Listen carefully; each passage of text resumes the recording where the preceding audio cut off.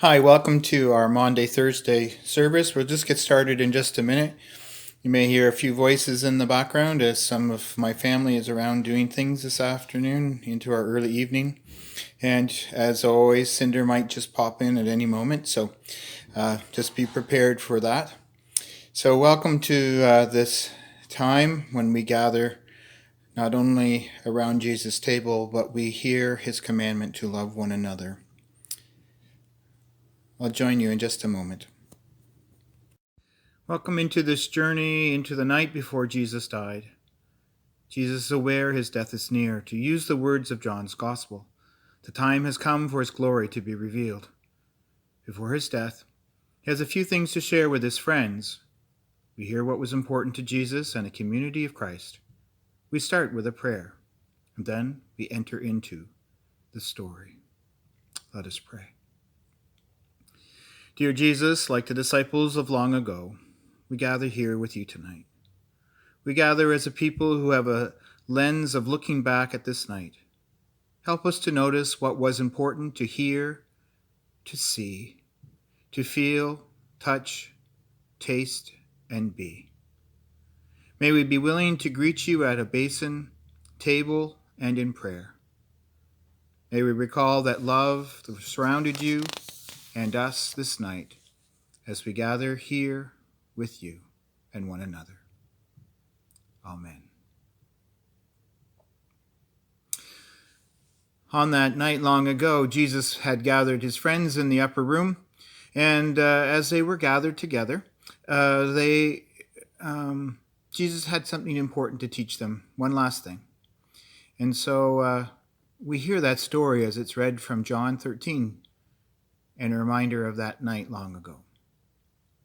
Now, before the festival of Passover, Jesus knew that his hour had come to depart from this world and go to the Father.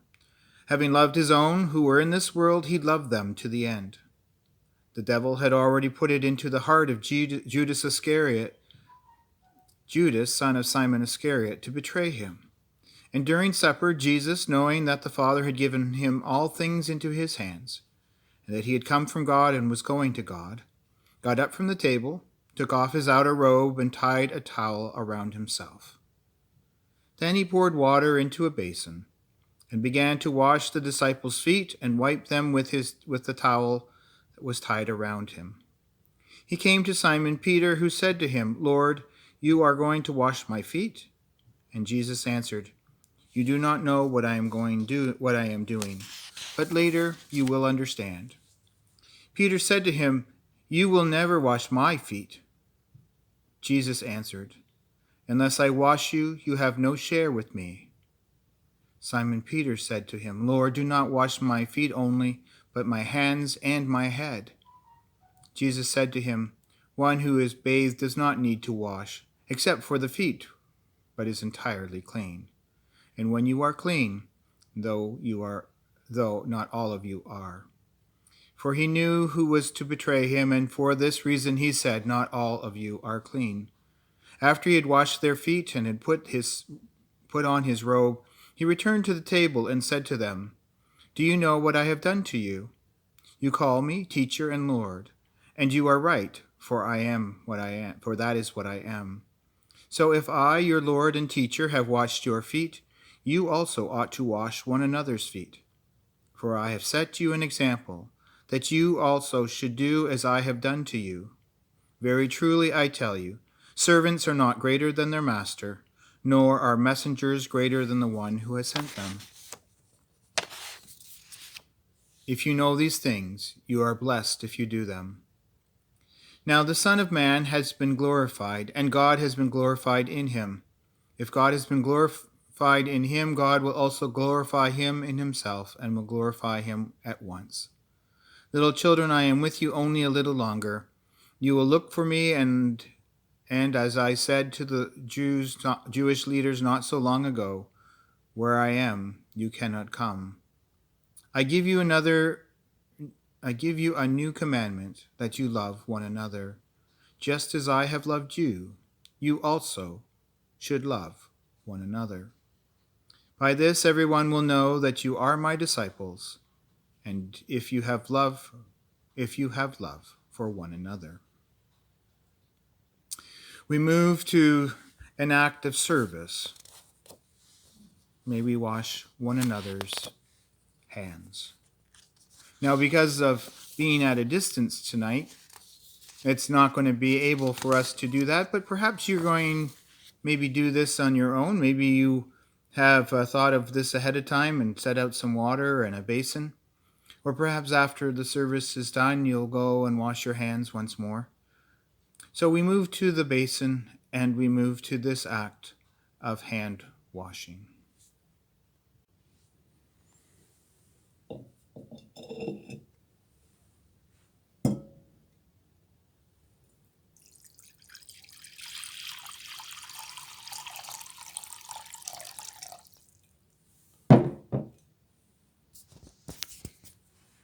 We'll add a little soap into our basin tonight.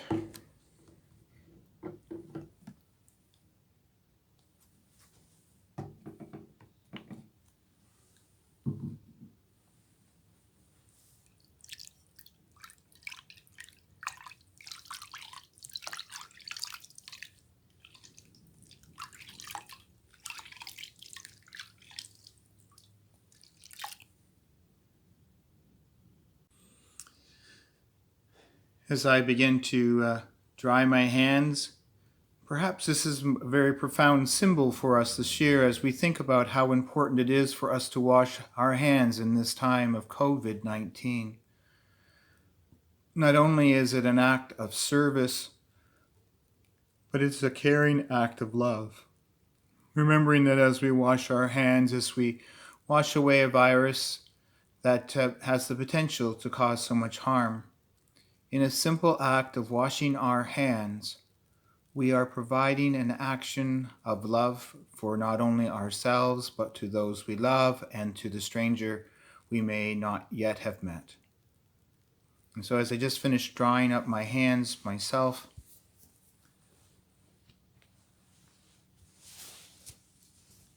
we are mindful of the power of washing our hands.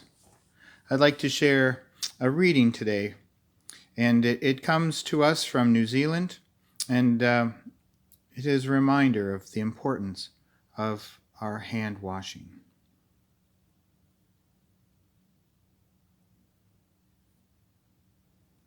This is a reflection from Lucy Nason from New Zealand. Wash my hands on Maundy Thursday, not my feet. My hands peel potatoes, wipe messes from the floor, change dirty nappies, clean the grease from pots and pans, have pointed in anger and pushed away in tears. In years past, they smacked a child and raised a fist, fumbled with nervousness, shaken with fear. I have wrung them while waiting for news to come, crushed a letter I'd rather forget, covered my mouth when I've been caught out, touched forbidden things. Childhood memories do not grow dim. These hands have dug gardens, planted seeds, picked fruit and berries, weeded out and pruned trees, found bleeding from the rose's thorns, dirt and blood mixed together. When washed before a cup of tea, love expressed by them asked for your respect. In the handshaking of warm water, of a warm greeting, the gentle rubbing of a child's bump, the caressing of a lover, the softness of a baby's cheek. Sounds of music played by them in tunes upon a flute. They've held a frightened teenager, touched a father in his death, where cold skin tells the end of life has come, but not the end of love. Comforted a mother losing agility and health. With my hands outstretched before you, I stand humbled and in awe. Your gentle washing in water, the softness of the towel, symbolizing a cleansing, the servanthood of Christ. Wash my hands on Maundy Thursday, and not my feet. As we think of Lucy's words to us, we are mindful as well. I'll just slip over here a little. We are mindful as we move from the basin that on that night with Jesus' friends, they had been sharing a meal. And as they were starting to finish up their meal, Jesus had something else to share with them. And so we moved now to the table where we find ourselves around a cup and some bread. And we hear again the story of that first communion as we share together in these words.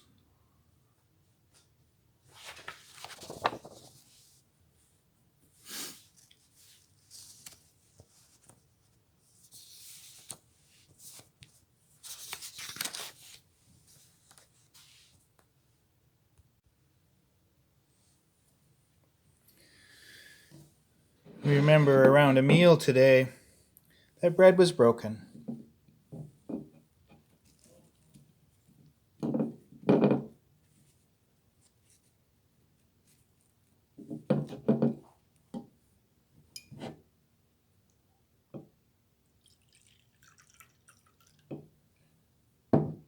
A cup was poured. And the elements were shared. Reminders of the actions that were to come into Jesus' life. The story of Good Friday, where his body was broken and his love poured out. We gather again, reminding of ourselves of these symbols. Perhaps in your own way tonight you will have a moment of communion to remember. You will take a symbol of life that is in your family.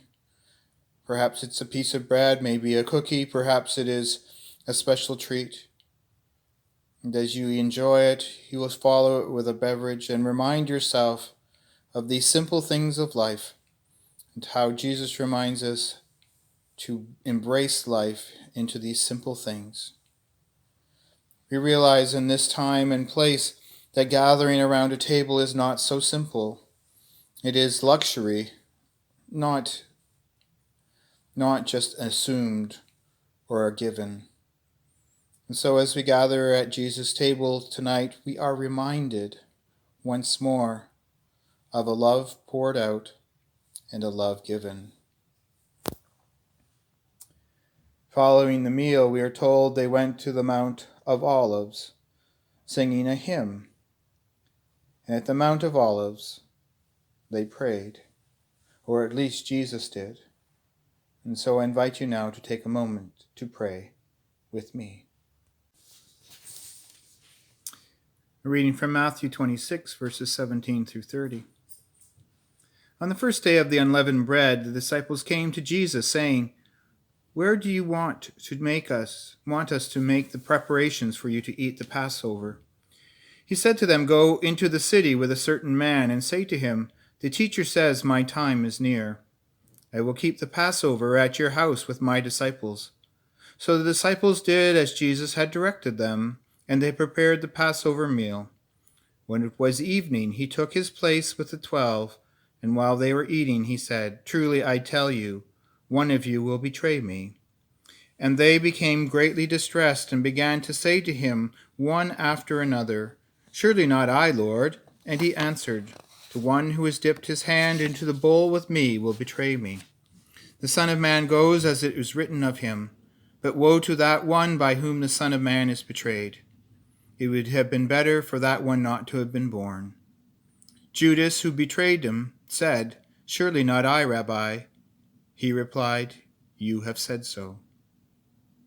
While they were eating, Jesus took a loaf of bread, and after blessing it, he broke it and gave it to his disciples and said, "Take, eat. This is my body." Then he took a cup, and after giving thanks, he gave it to them, saying, "Drink from it, all of you. This is my blood of the covenant, which is poured out for many, for the forgiveness of sins. I tell you, I will never drink again from the fruit of the vine, until that day, when I drink it anew with you in my Father's kingdom." When they had sung the hymn, they went out to the Mount of Olives.